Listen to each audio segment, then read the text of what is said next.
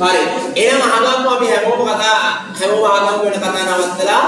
පුතේ ඒක තුන්වෙනි ඒකකය හතරවෙනි ඒකකය හරි යුනිට් 4 කියලා අපි හඳුන්වනවා සිවිල් ටෙක්නොලොජි. එහෙම නැත්නම් අපි හඳුන්වනවා මොකක්ද පුතේ? ගොඩනැගිලි තාක්ෂණ වේදය. ගොඩනැගිලි තාක්ෂණ වේදය. හරි සිවිල් ටෙක්නොලොජි කියලා අපිට මේ පාඩම හඳුන්වන්න පුළුවන්. පුතේ සිවිල් ඉංජිනේරු විද්‍යාවට අදාළව මූලිකම බේසික් කරුණු ටික මේකේ ඇතුළත් වෙලා තියෙනවා. එහෙනම් පුතේ පළවෙනි එකේ ඉඳන් අපි කතා කරන්න පටන් ගමු. මූලික ගොඩනැගිලි තාක්ෂණ වේදයේදී අපි කතා කරනවා ගොඩනැගිල්ලක් ඉදිකිරීමට අවශ්‍ය ද්‍රව්‍ය මේවා වල තියෙන ගුණ මොනවද? මේවා උපයෝගී කරගෙන ගොඩනැගිල්ලක් කොහොමද නිර්මාණය කරන්නේ? ඒ කියන්නේ සරලව අත්‍යවාර වේදම වාරය දක්වා සහ ගොඩනැගිල්ල ෆිනිෂිං ක්‍රම වේද දක්වා අපි කතා කරනවා. හරි? රයිට්.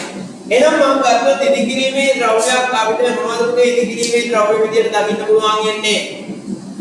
මොනවාද ඉදිකිරීමක් සඳහා අපිට පාවිච්චි කරන්න පුළුවන් ද්‍රව්‍ය? මෙතන ඉන්න හැමෝගෙම හැමෝටම එක ගානේ කියන්න පුළුවන්. ගොඩනැගිල්ලක මොනවාද අපි පාවිච්චි කරන්නේ? බැලුම් ද්‍රව්‍ය විදියට අපි පාවිච්චි කරනවා කවුද? සිමෙන්ති. තව? ගල්. හරි. ගල් වර්ග කීපයක් අපිට දකින්න පුළුවන්. මොනවාද? ලොක්ගල්, ඉංජිනේරු කඩවල්, මැටි කඩවල්. හරිද? අපි මැටි කඩවල් එහෙම නැත්නම් අපි හඳුන්වන අයකට මොනවා කියලාද? इंजीनियरो कड़वल එතනින් ගත්තාම બ્લોક අච්චුවකට දාලා හදන එකට අපි කියන මොකද්ද?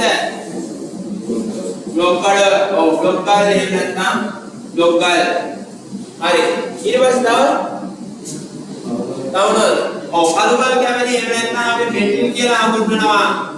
මොනවාද මේ කොන්ක්‍රීට් වලට ගන්නවා මෙටිල්. එහෙම නැත්නම් කවුද? කලුබල් කැමති तामनादे